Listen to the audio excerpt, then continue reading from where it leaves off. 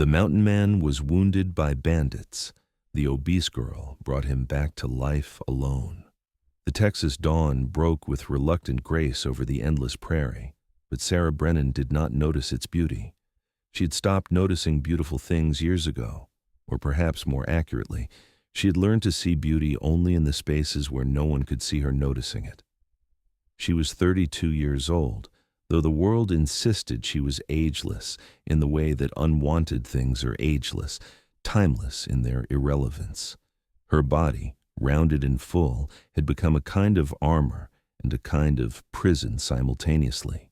It protected her from certain expectations, yes, but it also ensured that every expectation that remained was filtered through judgment so thick it was almost visible. Sarah had not always been this way. As a child, she had been merely plump, sturdy, her mother had called it, with a word that carried affection rather than shame. Her mother, Margaret, had been a woman of substantial frame herself, and she had taught Sarah that a body's purpose was not to be beautiful, but to be useful, to be strong, to carry you through the world with dignity. Margaret had died when Sarah was 16, taken by a fever that no amount of usefulness or strength could prevent. Her father, Thomas, had survived her by only 3 years, and by the time he passed, Sarah had already begun her transformation from merely plump to something the world had decided to hate. The change had been gradual at first, barely noticeable. After her mother's death, grief had expressed itself in her body as it expressed itself nowhere else. She ate when she was sad, which was always. She did not move much, which was easier than moving. Years accumulated like snow, layer upon layer, until one day she looked in the mirror and saw a stranger, a woman whose body had become a kind of betrayal, as if by growing larger she had somehow aligned herself with everything shameful and wrong. Stillwater, Texas, had not helped matters.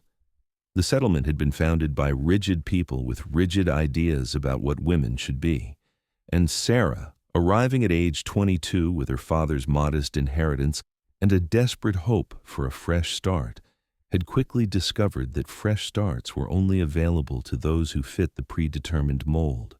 The townspeople had been polite at first, in the way that cruelty often begins, with smiles and invitations to church socials where she was introduced to every unmarried man in a 100-mile radius, each introduction accompanied by whispered reassurances about her good character and dependable nature, as if those qualities were compensation for the fact that she did not fit into her own skin the way they believed women should.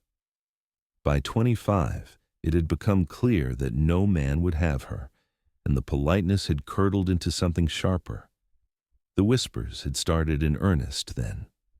She heard them at the general store, where Mrs. Halton would smile and speak loudly about how some women just don't take care of themselves the way they ought to.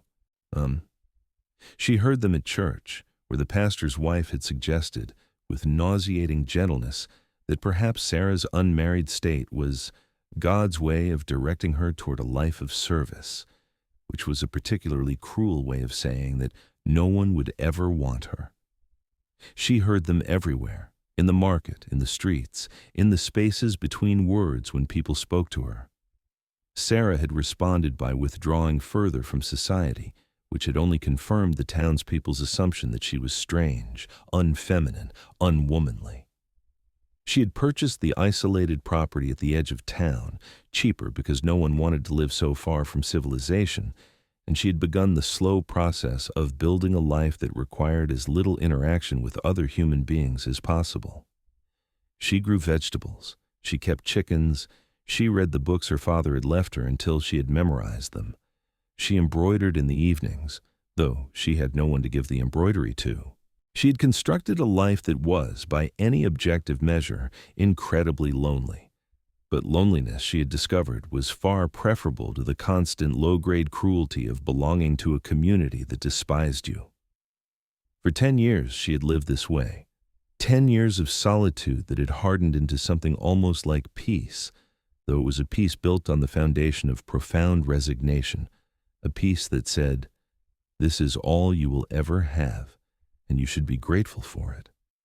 That morning, when she had set out to fetch water before the heat made the work unbearable, she had not known that her life was about to change. Jonas Reed had been running for 3 weeks when he finally made the mistake that nearly killed him.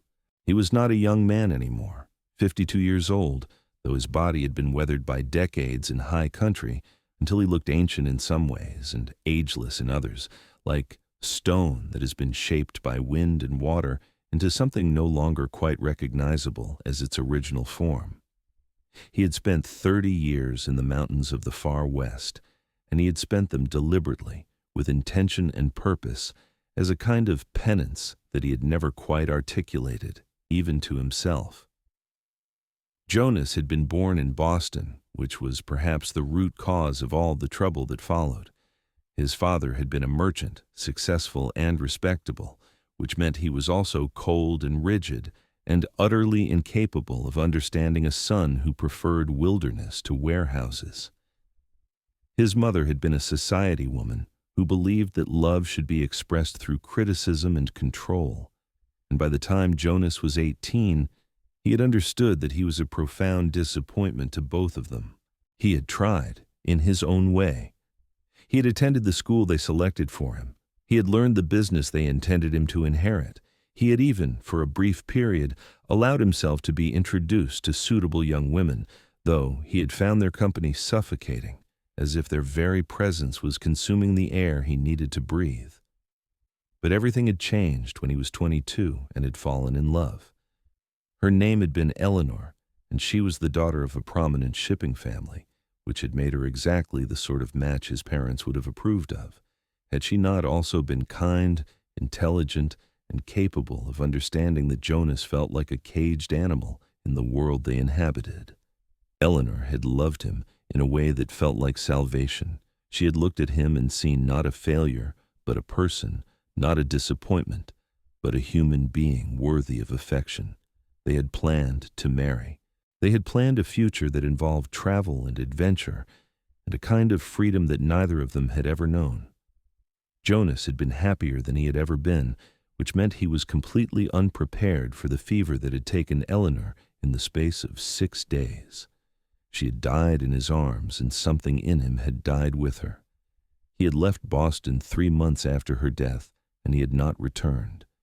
He had traveled west, deliberately seeking the most remote and difficult places he could find, as if by removing himself from civilization, he could remove himself from the pain that civilization contained. The mountains had accepted him without question, without judgment, and for 30 years he had lived in those mountains as something close to a hermit, seeing other humans only when it was unavoidable, preferring the company of animals and weather and the vast, indifferent landscape. He had become good at surviving. He had become excellent at killing. He had become, by most measures, a man without softness, without hope, without the capacity for love or trust, or any of the things that made human beings human. Then, 3 weeks ago, he had encountered the settlement being harassed by Garrett Moss and his men. Jonas had not intended to get involved. He had a principle about it: leave other people alone, and they would leave him alone. But he had witnessed Moss's men drag a young woman into the street and beat her unconscious because her husband had refused to surrender his landholdings to the gang. Something in Jonas, something old and nearly dead, had awakened. He had tracked the men through the night. He had killed 2 of them in the darkness with the kind of efficiency that came from decades of practice. He had driven the others off, and for a brief period, the settlement had been grateful. They had offered him money, shelter, gratitude, all things he did not want and could not accept. But Garrett Moss was not the sort of man to forget an insult, and being driven off by a solitary mountain man was, in Moss's estimation, a profound insult indeed. Jonas had been heading north when Moss's men had found him. There had been 5 of them, and he had killed 3 before the 4th one's bullet had caught him in the shoulder, spinning him half around and opening a wound that had bled with alarming profusion. He had managed to escape, had ridden for 2 days with blood seeping through his jacket and his vision swimming in and out of focus. and then his luck had finally run out. He had collapsed in the shed of a property he did not know existed, in a part of Texas he had not known was inhabited, too weak to do anything but lie there and wait to die, which seemed like a fitting end to a life that had long since ceased to hold any meaning. He had not expected to be saved. Sarah's hands were shaking as she knelt beside the stranger in the shed, and she could not decide whether it was fear or something else entirely that caused them to shake. The man was enormous, easily 6.5 feet of muscle and sinew, covered in scars that told the story of a life lived in constant danger. His left shoulder bore a wound that was actively leaking blood, but more concerning than the wound was the fever heat radiating from his skin. She could feel it from a distance, like heat from a fire. Every rational part of her screamed that this was dangerous. A man this large, this scarred, this clearly accustomed to violence, he could hurt her without effort. He could steal from her, kill her, destroy the small, fragile world she had constructed out of solitude and resignation. The townspeople had spent years telling her that the world was full of predatory men who saw a woman alone as an opportunity. The townspeople had made her afraid. But the townspeople had also spent years telling her that she was worthless, unlovable, too much and not enough. And on that particular morning, Sarah made a decision that surprised her. She chose not to believe them about this. She chose to believe that this man, bleeding in her shed, was not a predator, but a person. She chose to believe that kindness was not naivete. She chose to believe that her instinct to help, to save, to reach out, that instinct was not a weakness, but a strength. Getting him into her house was nearly impossible. He was too large, too heavy, and she was not a small woman, but she was not a strong one either, not in the way that strength is typically measured. But she worked with a kind of desperation, using her body as a lever, dragging him inch by inch across the yard and into her bedroom. Her muscles screamed, her back bent under the strain. But she did not stop, because stopping meant leaving him to die, and that was not an option she could accept. The next 18 hours blurred into a kind of fever, dream of her own. Sarah had never cared for a seriously wounded person before, but she had read about it, had read about infection and fever and the careful work of keeping someone alive when their body was determined to betray them. She worked methodically, almost robotically, boiling water until her hands were red and raw from the heat, tearing her good linen sheets into strips for bandages, cleaning the wound with the kind of attention she might have given to sacred work. The bullet had passed through his shoulder, which was better than it could have been. At least she did not have to dig for the projectile. But the wound was deep, and the infection was already beginning to set in. Dark red lines creeping outward from the injury like the roots of a poisonous tree. Sarah did not sleep. She could not sleep. Every moment she was not working felt like a moment she was letting him die, and she was not going to be responsible for that. She built the fire high and kept it burning. She bathed his face and neck and arms with cool water, trying to manage the fever that threatened to cook him alive from the inside out. She whispered to him, speaking words that she had never spoken to anyone, words that emerged from some deep place inside her that she had thought was long since dead. "Please don't die," she whispered, and her voice broke on the words. "I know I don't know you, and I know you probably have no reason to trust me. But I'm going to keep you alive. I'm going to sit right here, and I'm not going to let you slip away into the dark. You are not going to die alone. I promise you that." She made broth from the supplies she had been carefully hoarding for the winter months ahead. Bone broth, rich with nutrients, made from the chicken she had been planning to keep for laying eggs. She did not hesitate. His life seemed more important than her comfort, more pressing than her future security. She forced spoonfuls between his lips, praying that enough would stay down to sustain him. When he would not swallow, she dripped the broth directly into his mouth, watching carefully to make sure it went down his throat rather than into his lungs. Her own hunger she pushed aside methodically. She ate what remained of the previous day's food, hard bread, a bit of cheese, and returned to work. By the second night, she was running on nothing but determination and a kind of stubborn refusal to accept defeat. It was on the second night that she broke down. She was sitting beside the bed where the stranger lay, watching his breathing shallow and become more irregular, when she felt something crack inside her chest. For 10 years she had held herself together through careful discipline and emotional withdrawal. For 10 years she had accepted that loneliness was the price of survival. And now, in a single night, she was invested in another person's survival to the point where her own collapse seemed imminent. She put her head in her hands and wept. Not delicate tears, but the deep, gasping sobs of someone who has held grief inside for too long and can no longer maintain the containment. She wept for the childhood she had lost, for the future that had been denied to her, for every cruel word that had been spoken, for every moment of belonging that had been withheld. And she wept, too, for the stranger, for the fact that a human being had come to her dying, and she had nothing left in her but the desperate hope that love, or something like love, something like the refusal to let another person suffer alone, would be enough to save him. When she finally lifted her head, the fever had broken. His skin was cool beneath her palm. His breathing, while still shallow, was steady. The crisis had passed, at least for the moment, and the infection seemed to be retreating, as if her sheer force of will had driven it back from the brink. Sarah sat in the darkness and felt something shift inside her. She did not know who this man was or where he had come from.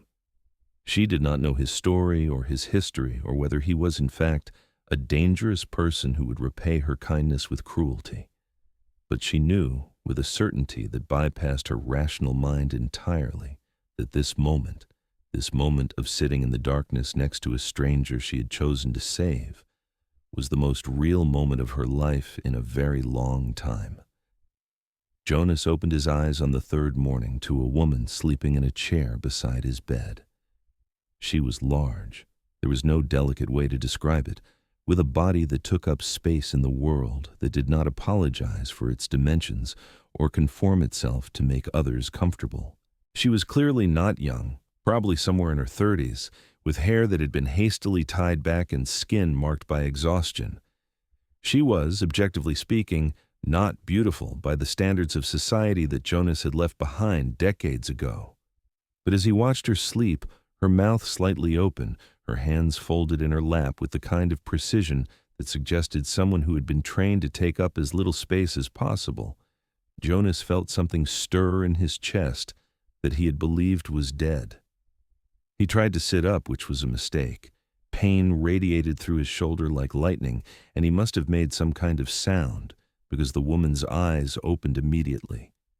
She was awake in an instant, her exhaustion burning away as she focused on him with an intensity that made him feel like the most important thing in the world. "Don't move," she said, and her voice was gentle, but it contained an authority that made him obey. She was on her feet and moving toward him, her large body moving with surprising grace. "Where am I?" His voice sounded like it belonged to someone else, rough and broken from disuse. "My home," she said simply. "You were shot. The wound was badly infected. I brought you here 3 days ago." "Why?" The question emerged without his permission, without his conscious intention to ask it. But it was the question that mattered most, because Jonas could not fathom why anyone would trouble themselves with a stranger, with a burden, with a man who had nothing to offer. The woman, he would later learn her name was Sarah, considered the question carefully, as if it deserved real thought rather than reflexive kindness. "Because I know what it feels like to be abandoned," she said quietly. "I know what it feels like when the world decides you're not worth saving, and I didn't want to add to that.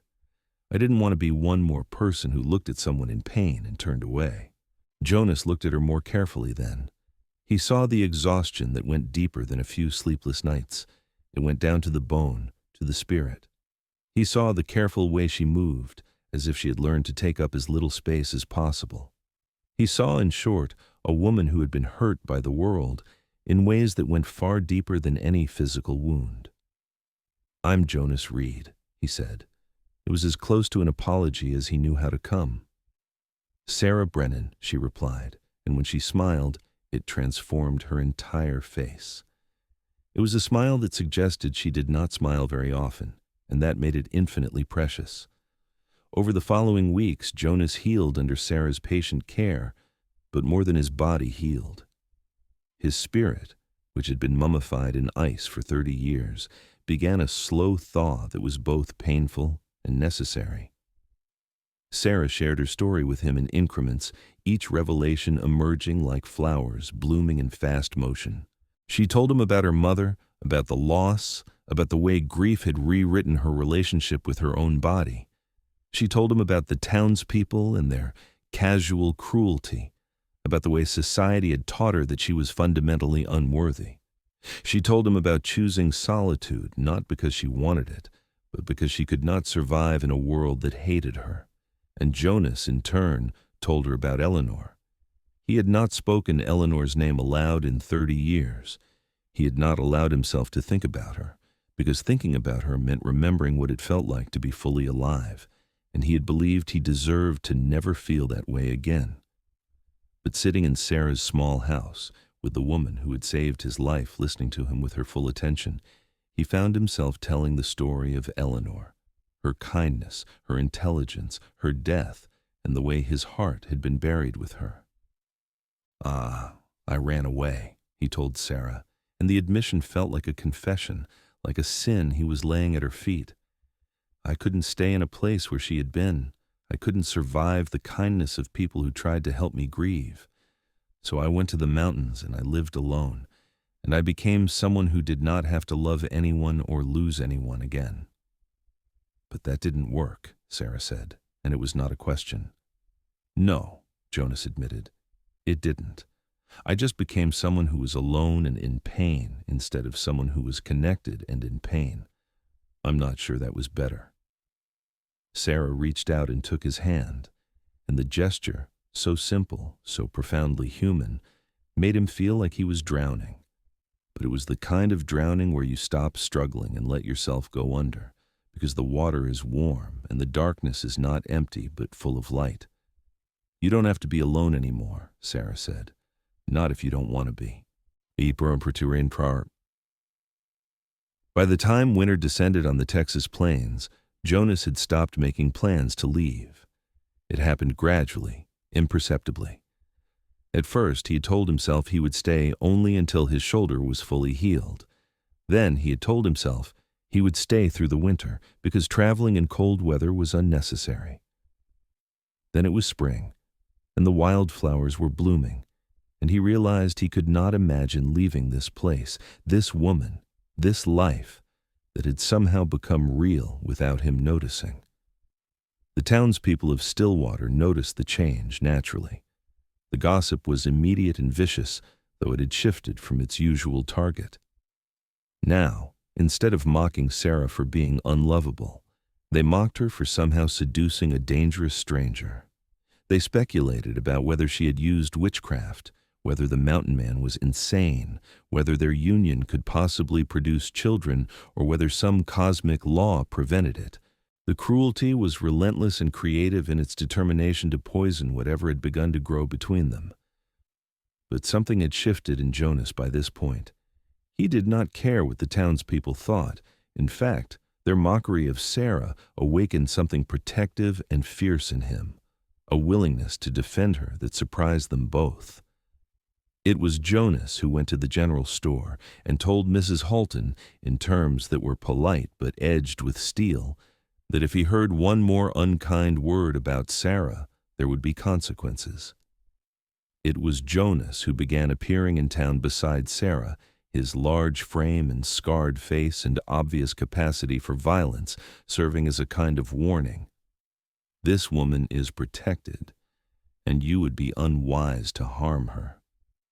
But more importantly, it was Jonas who had to learn to see Sarah the way she deserved to be seen, not as a victim of the world's cruelty, but as someone extraordinary, someone worthy of love exactly as she was. He watched the way she moved through her garden, tending to the plants with hands that had learned to nurture. He listened to the way she read to him in the evenings, her voice bringing literature to life in a way that no one had ever bothered to do before. He observed the careful, deliberate way she approached each task, as if she had learned to invest her full self into every action because no one else would. And he loved her. Slowly at first, then all at once, then continuously, like breathing. Sarah, too, had to learn to accept love, which turned out to be harder than offering it. She had spent so many years believing that she was fundamentally unlovable that accepting Jonas's affection required a kind of radical rewiring of her entire understanding of herself and the world.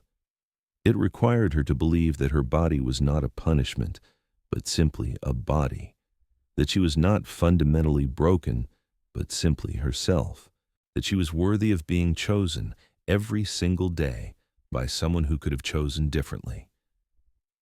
There were nights when she woke in a panic, certain that it was all a dream, that she would wake to find herself alone again and discover that this reprieve from loneliness had been nothing but her desperate mind creating fiction. Jonas would hold her on those nights and tell her that he was real, that she was real, that what they had created together was real. "I'm afraid," she admitted one night, her voice small in the darkness. "Of what?" Jonas asked, his lips against her hair. "Of losing you. Of waking up and discovering that this was all temporary, that you'll leave like everyone else leaves, that I'll be alone again, and realize that being alone after having this is worse than never having had it at all." Jonas was quiet for a long moment. "I'm afraid too," he said finally. "I've loved before, and I lost everything. The fear of that happening again is so intense that sometimes I can barely breathe, but I'm more afraid of spending the rest of my life without you than I am of losing you. And I think that's what love is, not the absence of fear, but the willingness to be afraid anyway." The Texas spring came as it always did, but this spring felt different. This spring felt like redemption. Jonas stood on the porch of Sarah's house, their house now, though they had not yet formally combined their lives in that way, and watched the wildflowers bloom across the prairie. Blue bonnets and Indian paintbrush and delicate white blossoms that he did not know the names for, spreading across the landscape like a benediction. Sarah came out to join him, and he wrapped his arms around her waist. Her body, which he had spent decades apologizing for, fit perfectly against his. Her back was warm against his chest. Her breathing matched his, and for a moment they simply existed together in the kind of peace that comes only when two broken people have learned to hold each other in their brokenness, and found, to their surprise, that they were actually mending each other in the process. "I have something to ask you," Jonas said, and he felt her body tense against him. He reached into his pocket and withdrew the ring he had spent the winter crafting. He had found a piece of turquoise in a stream bed during one of his explorations, and he had worked it carefully, shaping it and polishing it until it gleamed with an inner light that seemed to contain all the colors of the Texas landscape. The silver band he had fashioned himself from melted coins, beating it thin and smooth, working it until it was perfect. He turned Sarah to face him, and her eyes widened when she saw what he held.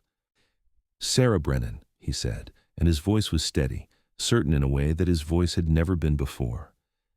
"I spent 30 years running from love because I believed I did not deserve it. I believed that by living alone I was protecting myself from pain, but all I was doing was guaranteeing it. Then you found me bleeding in the dark, and you chose to save me. You gave me a second life, and I want to spend every day of it proving to you that your choice was not wasted. I want to stand beside you. I want to build a life with you. I want to spend the rest of my days reminding you of something that I had to learn myself, that you are worthy, that you are enough, that you are beautiful exactly as you are." He lowered himself to one knee, and Sarah made a small sound that might have been a sob or a gasp or both simultaneously. "Will you marry me?" Not because you think you should, not because society will judge us less harshly if you do, not because you believe it's your only option. Will you marry me because you want to? Because you choose to stand beside me, as I choose to stand beside you?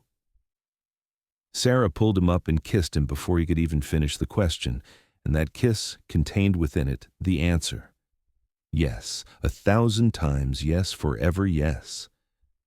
They were married on a bright morning in May, standing in the wildflowers at the edge of the prairie, with only the land and the sky as witnesses. Sarah wore a dress of pale blue, the color of spring sky, and she had never felt more beautiful, more worthy, more seen. Jonas wore clothes that Sarah had sewn for him, dark and well-fitting, a man dressed for a future that involved civilization and community and love. The townspeople of Stillwater, when they learned of the marriage, had little to say. The woman they had mocked had somehow become the woman who had tamed the mountain man, and there was a narrative satisfaction in that which even their cruelty could not resist. More than that, Jonas Reed's arrival had brought an unexpected prosperity to the settlement. He had rooted Garrett Moss and his men, had brought peace and safety that had been lacking. The grateful townspeople were suddenly willing to overlook the strangeness of a mountain man marrying an obese woman who lived on the edge of town. But none of that mattered to Sarah and Jonas. What mattered was the morning ritual they created together. Sarah in his arms as dawn broke over the Texas prairie, both of them choosing in that moment and in every moment after to stay. What mattered was the garden they planted together, where vegetables and flowers grew in profusion under their shared care, the result of two people learning to nurture rather than merely survive. What mattered was the quiet conversation by firelight, the laughter over small things, the profound contentment of knowing that someone saw you, really saw you, and chose you anyway. On their wedding night, Jonas held Sarah as if she were infinitely precious, and for the first time in her life, she understood what it meant to be desired exactly as she was. There was no shame in her body when he touched her with reverence. There was no apology necessary for taking up space in the world when he looked at her as if she were the center of his universe. "I love you," he said, and the words seemed to reverberate through her very bones. "I love your strength. I love your kindness. I love the way you see the world. I love every part of you exactly as you are." "I love you too," Sarah replied, and it felt like truth spoken aloud, like magic made real, like a prayer answered that she had not known she was praying. "I love who you are when you let yourself be soft. I love that you chose to stay. I love that we found each other." Icky. As they lay together in the darkness, with the spring wind carrying the scent of wildflowers through the open window, Sarah understood that life would not always be easy. There would be hard days ahead, days when the world reminded them of its cruelty, when the weight of survival pressed down on them.